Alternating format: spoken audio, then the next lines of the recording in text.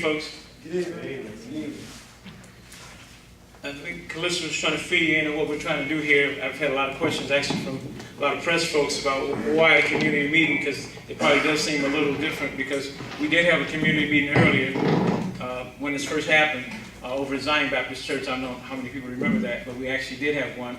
And from that grew the Justice for Terrance Franklin Committee. And that's the committee that has been doing most of the work, and that's the committee that actually has you here today, that invited you out through their efforts of passing out flyers and Facebook and sending emails. In fact, yes, you can give them a hand, because let me tell you all something. We have a few spokespeople, and so that may be kind of misleading to people, because maybe you see a few faces, but this group is really a group. It's a group of committed young people, primarily from the ages of 17 to 25, really 30, that have been carrying this thing along. Yeah, that's right. They are the ones who pretty much have put together 4 rallies and carried out 4 rallies successfully. And y'all can give them a hand. Some of them are here, some of them can't make it. And that's part of why we call it the community meeting, because they've been carrying the ball pretty well. And we realize that, you know, they're going to get burnt out. The young folks, they don't have a lot of time in their hand. Most of them have jobs, but yet they're getting this work done. And so we wanted to have a meeting because we realized that maybe there was some confusion about what's going on, or confusion about what we wanted to see happen, and we wanted to clear it up. We wanted to make sure that everybody that was with us anyway were going all in the same direction. So that's part of why we call it the community meeting. And we wanted the, clearly the over 35 group has been kind of lacking in this movement. So we wanted to make sure that we could galvanize the over 35 crowd in our neighborhood to come out and get involved with this thing. So that's why we call the meeting. So who we are is just a bunch of concerned citizens who come together. In fact, let me tell you that story. There were some friends of Terrance who actually were so upset about what happened to Terrance that they actually were gathering not autographs, but signatures rather, at the Hennepin County Government Center. They figured they had to do something. They didn't know quite what to do, but they said they had to do something. And so it was about 12 of them I met them up in the government center, who were passing out, who had a makeshift petition, and we're getting people to sign it. So I said, well, these folks are serious.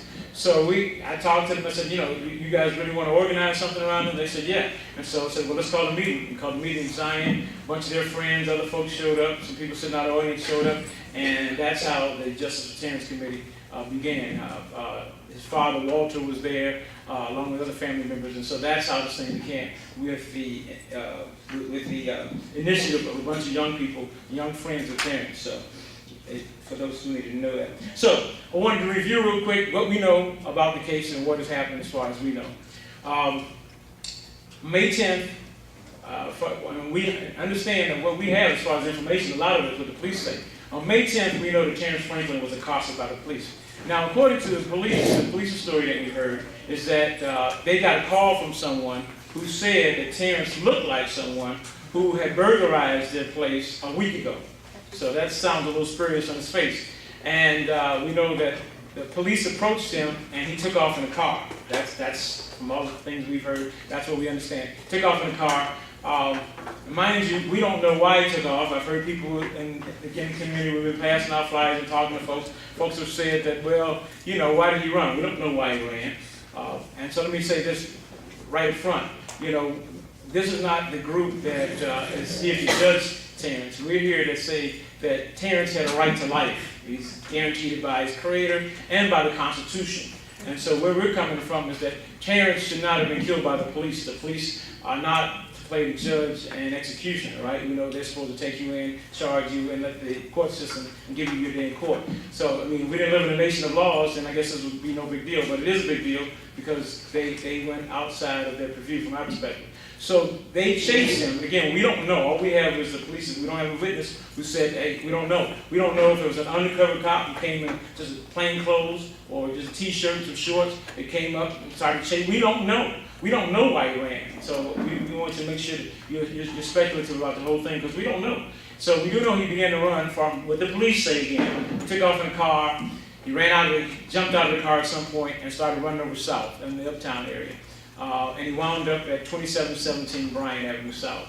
And I had actually looked up on Google. Somehow somebody had police transmissions from that day, and I actually wrote about it in the story that I wrote. And I thought it was odd that when you listen to the to the transmissions, the police were talking about him, and they were doing it in a really calm way. I thought that was really odd. So I don't know if that means anything, but they were pretty calm in their chasing of him, which I thought was strange.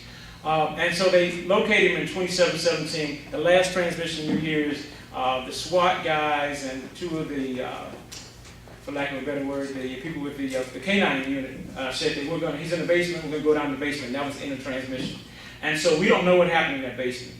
We do know that the police told the story. They slipped the story to the Star Tribune that said it goes something like this. And I say it like that because it sounds just like a tall tale. They say that they went down the basement, the dog grabbed Terrance's leg, and while the dog grabbed Terrance's leg, one of the cops grabbed Terrance around the neck. Terrance struggled. Another cop intervened to help him out. Terrance somehow got away from both of them, grabbed a submachine gun. That's right, there was a SWAT guy down there with a submachine gun. Somehow put it on, because usually an automatic, put it on single shot, turned and fired and hit two cops that were coming downstairs. The Officer Peterson, who, according to that story, shot Terrance, supposedly jumped in front of the gun that was firing and shot Terrance and killed him. That's the story that they gave to us. And of course, it doesn't fit with what we found out. We found out from somebody who actually, an expert, professional who viewed the body, that he was shot in the back of his head 5 times, okay, pretty much in a concentrated area, and twice in his back and one under his arm. And so that doesn't jive with the idea of somebody jumping in front of you and shooting. It's not consistent. Again, this is best we know. I'm sure there's other stories out there. Somebody may have even more information, but all we're going to do is tell you what we have. And that's why we're having a meeting here, so that folks have more information. They can come forward with that as well. But we're here to inform ourselves, but primarily we're here because we want to support the effort for justice for this young brother. So he wound up getting shot, like I said, 5 times back of the head, twice in the back, one on his arm. There was some videotape about the police running around saying, using the N-word. We don't know how real that is. It sounds to me like they're saying it, but when the lawyer for the family tried to press it, I guess folks didn't agree with him. The police said they were saying something different, but it's a little evidence of where they were coming from.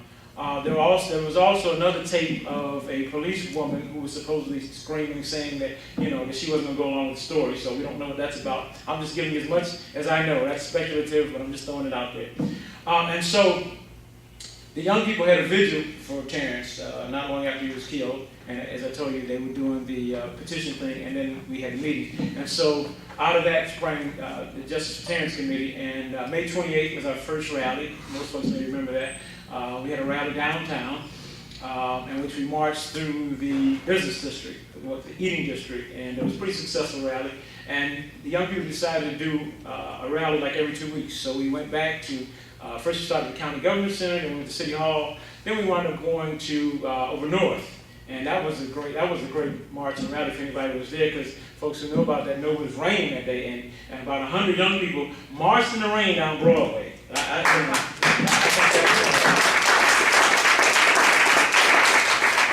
That's an indication of some serious commitment, And the last rally was in Uptown. They decided to go to Uptown because we wanted to bring it to those folks where it happened. And again, the whole idea was to create a climate of no business as usual.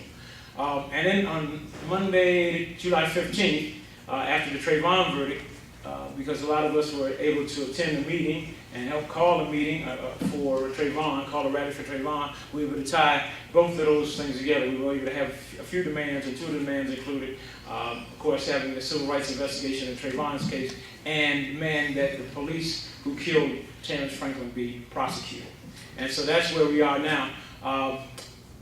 And just a few little other observations.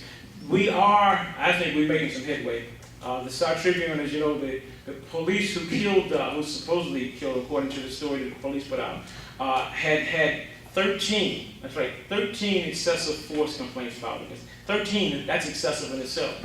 And so it's bad because the Star Tribune, in fact, we have the Star Tribune's editorial about it. They're concerned about it. So they agree with us that something should happen to Lucas Peterson, by the way.